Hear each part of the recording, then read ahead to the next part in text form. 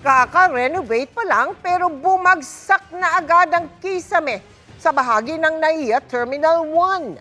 7 ang sugatan dyan. Nakatutok live si Rafi Tima. Rafi? Mel, nananatiling normal ang operasyon sa may arrival area nitong NAIA Terminal 1 matapos ngayong aksidente kanina kung saan bumagsak ang isang bahagi ng kisame katabi ng isang restaurant dito sa NAIA 1. Mag-aalas 11 kaninang umaga nang magkagulo sa West Arrival Curve Area C sa NAIA Terminal 1 Arrival Extension Area na bagong renovate nito lang Pebrero. Bumagsak kasi ang bahagi ng kisame katabi ng isang restaurant. May upuan pa man din sa ilalim ng bumagsak na kisame at may mga pasahero naghihintay ng kanilang sundo. Ang isang lalaking nakaputi, kitang hawak ang kanyang ulo habang papalayo sa bumagsak na kisame. Ayon sa report na nakarating sa Department of Transportation, 7 ang sugatan sa insidente.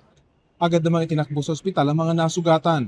Inutusan na rin daw ng DOTR ang Manila International Airport Authority o MIAA na makipag-ugnayan sa New NAIA Infra Corporation o NNIC, ang pribadong operator ng NAIA, para agad imbestigahan ang insidente. Sa isang pahayag, sinabi ng NNIC na nasa stable na kondisyon na ang mga nasugatan. Nang puntahan namin ang bumagsak na kisame kanina, inabutan namin ang ilang kawani ng NNIC na nag-inspeksyon sa lugar. Ayon sa NNIC, ligtas na ang pinangyarihan ng insidente para ipagpatuloy ang normal na operasyon sa lugar. Nilagyan na lang ng kordon ang mismong pinagbagsakan ng kisame.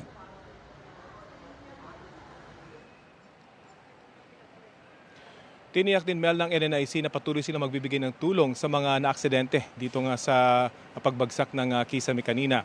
At hindi rin doon naapektuhan yung overall na operasyon nitong NAIA Terminal 1 dahil sa insidente. Yan ang latest muli dito sa NAIA 1. Mel? Maraming salamat sa iyo, Rafi Tima.